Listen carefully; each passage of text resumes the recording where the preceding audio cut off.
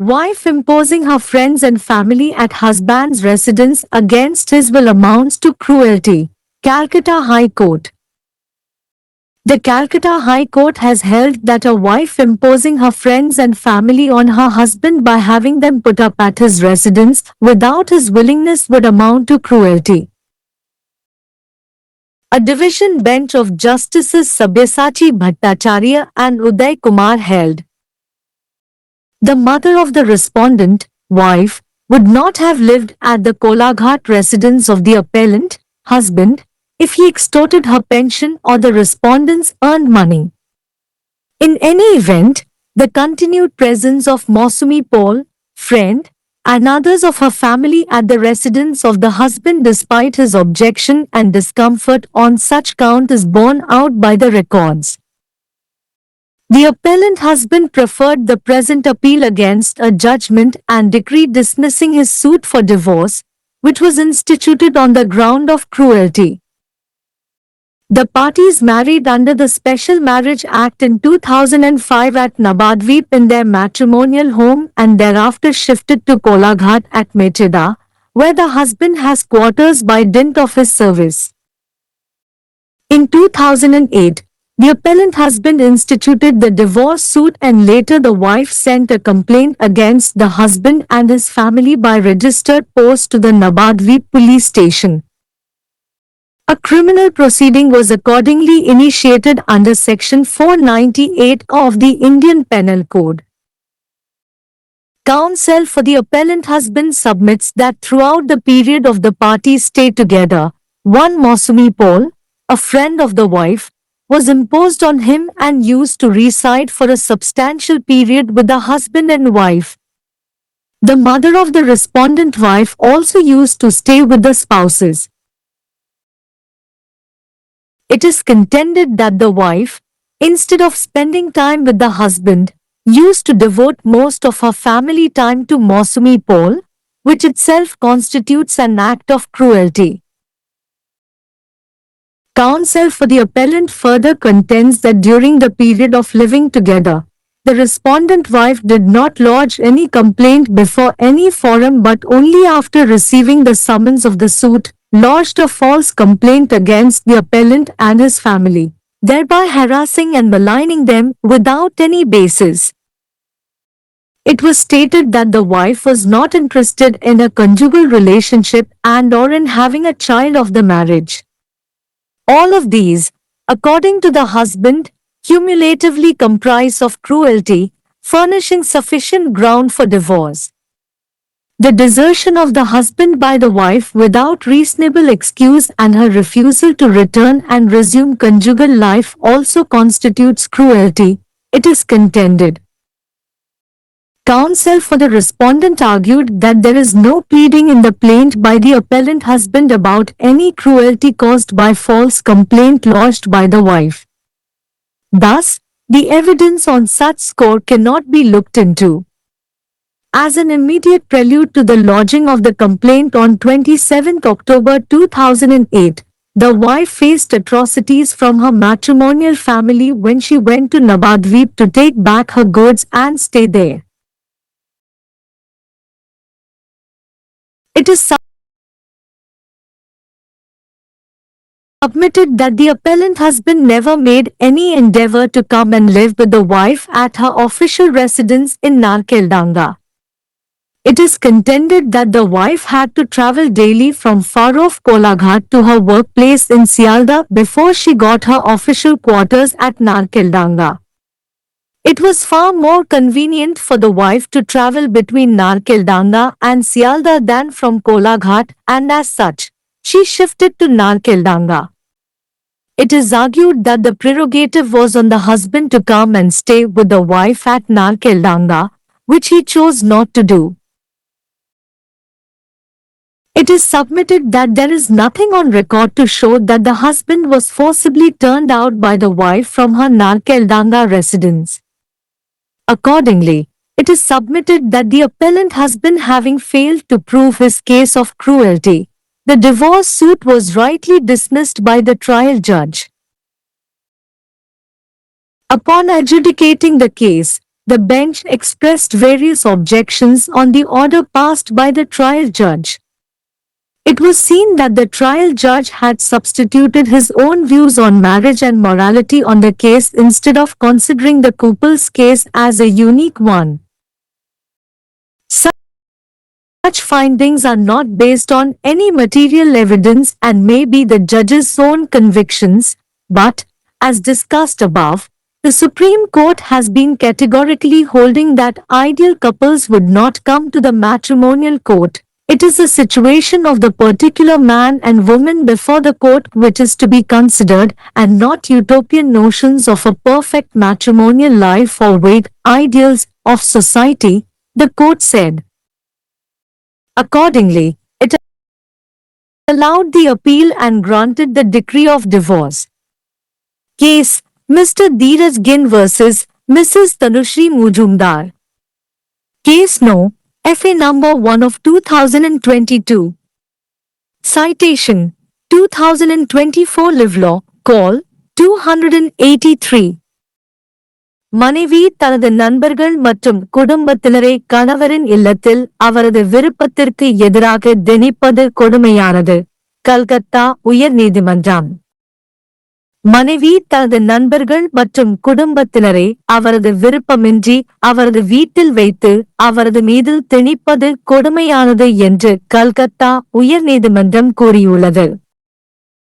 நீதிபதிகள் சப்யசாசி பட்டாச்சார்யா மற்றும் உதய்குமார் ஆகியோர் அடங்கிய டிவிஷன் பெஞ்ச் கூறியதாவது: அவர் தனது ஓய்வூதியத்தை அல்லது பிரதிவாதி சம்பாதித்த பணத்தை மிரட்டியிருந்தால் எதிர்மனுதாரரின் மனைவி, தாயார் மேல்முறையீட்டாளரின் கணவர் கோலாகாட் இல்லத்தில் வாழ்ந்திருக்க மாட்டார்.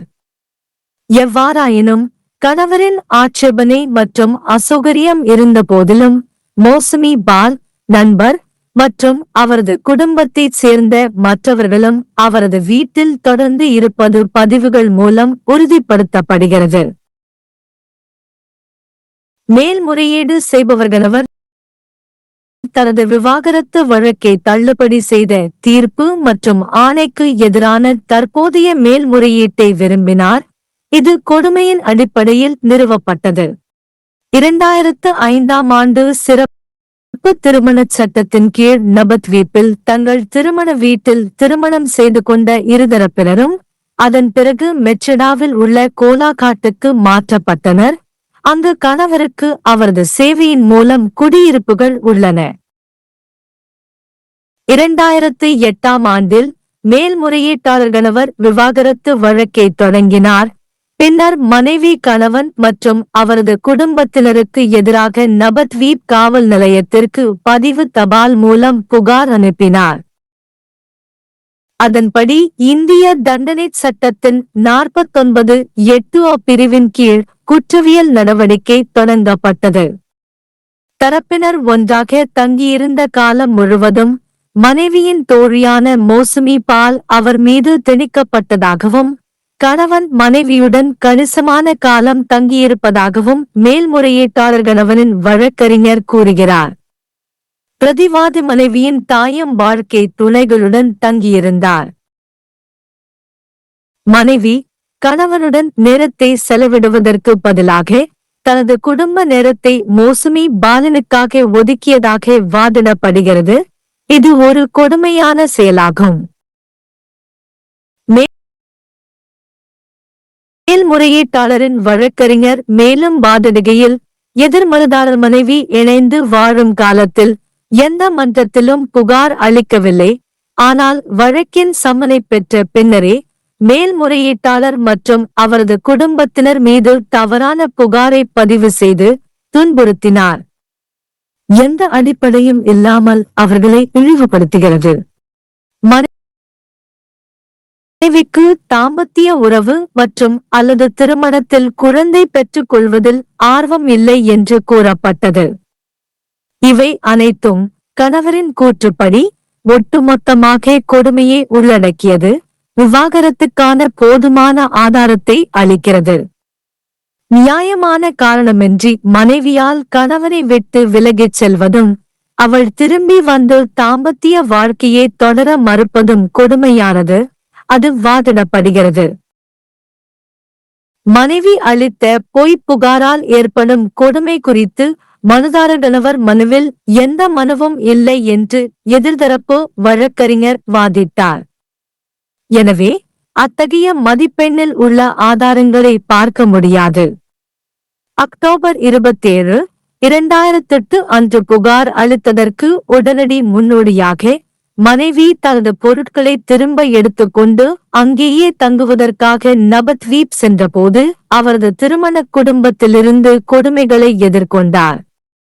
நர்கல்தங்காவில் உள்ள அவரது உத்தியோகபூர்வ இல்லத்தில் மனைவியுடன் வந்து வாழ மேல்முறையீடு செய்த கணவர் எந்த முயற்சியும் எடுக்கவில்லை என்று சமர்ப்பிக்கப்பட்டது. நர்கல்தங்காவில் உள்ள தனது உத்தியோகபூர்வ தங்குமிடத்தை பெறுவதற்கு முன்பு மனைவி தொலைவில் உள்ள கோலாகாட்டில் இருந்து சீல்டாவில் உள்ள தனது பணியிடத்திற்கு தினமும் பயணிக்க வேண்டியிருந்தது என்று வாதிடப்படுகிறது. கோலாகாட்டை விட நர்கல்தங்காவிற்கும் சீல்டாவிற்கும் இடையே பயணம் செய்வது மனைவிக்கு மிகவும் வசதியாக இருந்தது. மேலும் அவர் நர்கல்தங்காவிற்கு மாறினார். நர்கல்தங்காவில் மனைவியுடன் வந்து தங்குவதற்கு கணவனுக்கு தனிச்சிறப்பு இருப்பதாக வாதிடப்படுகிறது. அதை அவர் செய்ய வேண்டாம் என்று தேர்வு செய்தார். நர்கல்தங்கா இல்லத்தில் இருந்து மனைவியால் பலவந்தமாக கணவன் வெளியேற்றப்பட்டதாக பதிவு எதுவும் இல்லை என தெரிவிக்கப்பட்டுள்ளது. அதன்படி மேல்முறையீட்டாளர் தனது கொடூர வழக்கை நிரூபிக்க தவறியதால் விவாகரத்து வழக்கு விசாரணை நீதிபதியால் சரியாக தள்ளுபடி செய்யப்பட்டது. வழக்கை விசாரித்த பெஞ்ச் நீதிபதி பிறப்பித்த உத்தரவுக்கு பல்வேறு ஆட்சேபனைகளை தெரிவித்தது. விசாரணை நீதிபதி தம்பதியரின் வழக்கை தனித்தன்மை வாய்ந்ததாக கருதுவதற்கு பதிலாக திருமணம் மற்றும் ஒழுக்கம் குறித்த தனது சொந்த கருத்துக்களை மாற்றியமைத்தது காணப்பட்டது. இத்தகைய கண்டுபிடிப்புகள் எந்தவொரு பொருள் ஆதாரத்தையும் அடிப்படையாக கொண்டிருக்கவில்லை மற்றும் நீதிபதியின் சொந்த நம்பிக்கைகளாக இருக்கலாம். ஆனால் மேலே விவாதிக்கப்பட்டபடி சிறந்த தம்பதிகள் திருமண நீதிமன்றத்திற்கு வரமாட்டார்கள் என்று உச்சநீதிமன்றம் திட்டவட்டமாக கூறியுள்ளது. நீதிமன்றத்தின் முன் குறிப்பிட்ட ஆண் மற்றும் பெண்ணின் நிலைமைதான் கருத்தில் கொள்ளப்பட வேண்டும். சரியான திருமண வாழ்க்கை அல்லது சமூகத்தின் தெளிவற்ற இலட்சியங்கள் பற்றிய கற்பனாவாத கருத்துக்கள் அல்ல என்று நீதிமன்றம் கூறியது. அதன்படி மேல்முறையீட்டை அனுமதித்து விவாகரத்து ஆணையை வழங்கியது. வழக்கு திரு தீரஜ் குயின் வர்சஸ் திருமதி தனுஸ்ரீ மஜூம்தர். வழக்கு எண் FET எண் 2022. மேற்கோள் 2024 लिव लॉ कॉल 283. पत्नी द्वारा अपने मित्रों और परिवार को पति की इच्छा के विरुद्ध उसके घर पर रखना क्रूरता के समान है। कलकत्ता उच्च न्यायालय। कलकत्ता उच्च न्यायालय ने माना है कि यदि पत्नी अपने मित्रों और परिवार को अपने पति की इच्छा के बिना उसके घर पर रहने के लिए मजबूर करती है तो यह क्रूरता के समान है। न्यायमूर्ति सब्यसाची भट्टाचार्य और उदय कुमार की खंडपीठ ने कहा, यदि अपीलकर्ता पति ने उसकी पेंशन या प्रतिवादी के अर्जित धन को जबरन हड़प लिया होता तो प्रतिवादी पत्नी की मां उसके कोलाघाट स्थित घर पर नहीं रहती। किसी भी स्थिति में मौसमी पॉल मित्र और उसके परिवार के अन्य सदस्यों का पति की आपत्ति और असुविधा के बावजूद उसके घर पर लगातार मौजूद रहना रिकॉर्ड से प्रमाणित होता है। अपीलकर्ता तीने तलाक के लिए उसके मुकदमे को खारिज करने वाले निर्णय और डिक्री के खिलाफ वर्तमान अपील दायर की है, जिसे क्रूरता के आधार पर शुरू किया गया था। दोनों पक्षों ने 2005 में विशेष विवाह अधिनियम के तहत नवद्वीप में अपने वैवाहिक घर में विवाह किया और उसके बाद मेचेदा के कोलाघाट में स्थानांतरित हो गए, जहां पति अपनी सेवा के कारण क्वार्टर में रहता है। 2008 में अपीलकर्ता पति ने तलाक का मुकदमा दायर किया और बाद में पत्नी ने नवद्वीप पुलिस स्टेशन में पंजीकृत डाक द्वारा पति और उसके परिवार के खिलाफ शिकायत भेजी। तदनुसार भारतीय दंड संहिता की धारा 498A के तहत एक आपराधिक कार्यवाही शुरू की गई। अपीलकर्ता पति के वकील ने प्रस्तुत किया कि पक्षों के एक साथ रहने की अवधि के दौरान पत्नी की एक दोस्त मौसमी पॉल को उस पर थोपा गया था और वह पति और पत्नी के साथ काफी समय तक रहती थी। प्रतिवादी पत्नी की मां भी पति पत्नी के साथ रहती थी। यह तर्क दिया गया है कि पत्नी पति के साथ समय बिताने के बजाय अपने परिवार का अधिकांश समय मौसमी पॉल को देती थी, जो अपने आप में क्रूरता का कार्य है। अपीलकर्ता के वकील ने आगे तर्क दिया कि साथ रहने की अवधि के दौरान प्रतिवादी पत्नी ने किसी भी फोरम के समक्ष कोई शिकायत दर्ज नहीं की, बल्कि मुकदमे का सम्मन प्राप्त करने के बाद ही अपीलकर्ता और उसके परिवार के खिलाफ झूठी शिकायत दर्ज की, जिससे उन्हें बिना किसी आधार के परेशान और बदनाम किया गया। यह कहा गया कि पत्नी वैवाहिक संबंध और या विवाह से बच्चे पैदा करने में रुचि नहीं रखती थी।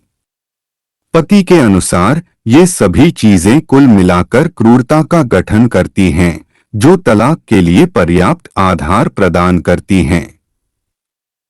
पत्नी द्वारा बिना किसी उचित बहाने के पति को छोड़ना और वापस लौटने और वैवाहिक जीवन को फिर से शुरू करने से इनकार करना भी क्रूरता का गठन करता है, यह तर्क दिया गया है। प्रतिवादी के वकील ने तर्क दिया कि अपीलकर्ता पति द्वारा पत्नी द्वारा दर्ज की गई झूठी शिकायत के कारण किसी भी क्रूरता के बारे में शिकायत में कोई दलील नहीं है। इस प्रकार इस तरह के सबूतों पर गौर नहीं किया जा सकता है। 27 अक्टूबर 2008 को शिकायत दर्ज कराने से ठीक पहले पत्नी को अपने वैवाहिक परिवार से अत्याचारों का सामना करना पड़ा, जब वह अपना सामान वापस लेने और वहां रहने के लिए नवद्वीप गई थी। यह प्रस्तुत किया गया है कि अपीलकर्ता पति ने कभी भी नारकेलडांगा में अपनी पत्नी के आधिकारिक निवास पर आकर रहने का कोई प्रयास नहीं किया। यह तर्क दिया गया है कि नारकेलडांगा में अपना आधिकारिक आवास पाने से पहले पत्नी को प्रतिदिन दूर कोलाघाट से सियालदह में अपने कार्यस्थल तक यात्रा करनी पड़ती थी। पत्नी के लिए कोलाघाट से नारकेलडांगा और सियालदह के बीच यात्रा करना कहीं अधिक सुविधाजनक था और इस तरह वह नारकेलडांगा में स्थानांतरित हो गई। यह तर्क दिया गया है कि नारकेलडांगा में पत्नी के साथ आकर रहने का विशेषाधिकार पति के पास था, जिसे उसने नहीं चुना। यह प्रस्तुत किया गया है कि रिकॉर्ड में ऐसा कुछ भी नहीं है जो यह दर्शाता हो कि पत्नी ने अपने नारकेलडांगा निवास से पति को जबरन बाहर निकाल दिया था। तदनुसार यह प्रस्तुत किया गया है कि अपीलकर्ता पति क्रूरता के अपने मामले को साबित करने में विफल रहा है, इसलिए तलाक के मुकदमे को ट्रायल जज द्वारा सही तरीके से खारिज कर दिया गया। मामले का फैसला सुनाते समय पीठ ने ट्रायल जज द्वारा पारित आदेश पर विभिन्न आपत्तियां व्यक्त की। यह देखा गया कि ट्रायल जज ने जोड़े के मामले को एक अनूठा मामला मानने के बजाय मामले पर विवाह और नैतिकता पर अपने स्वयं के विचारों को प्रतिस्थापित किया था। ऐसे निष्कर्ष किसी भी भौतिक साक्ष्य पर आधारित नहीं हैं और न्यायाधीश की अपनी धारणाएं हो सकती हैं, लेकिन जैसा कि ऊपर चर्चा की गई है, सर्वोच्च न्यायालय स्पष्ट रूप से यह मानता रहा है कि आदर्श जोड़े वैवाहिक न्यायालय में नहीं आएंगे, न्यायालय ने कहा कि न्यायालय के समक्ष विशेष पुरुष और महिला की स्थिति पर विचार किया जाना चाहिए, न कि आदर्श वैवाहिक जीवन या समाज के अस्पष्ट आदर्शों की काल्पनिक धारणाओं पर। तदनुसार इसने अपील को स्वीकार कर लिया और तलाक का आदेश दिया। मामला श्री धीरज गुइन बना, Shrimati Tanushree Majumdar, case number F.A. Number 1 of 2022, उद्धरण 2024 लाइव लॉ कैल 283।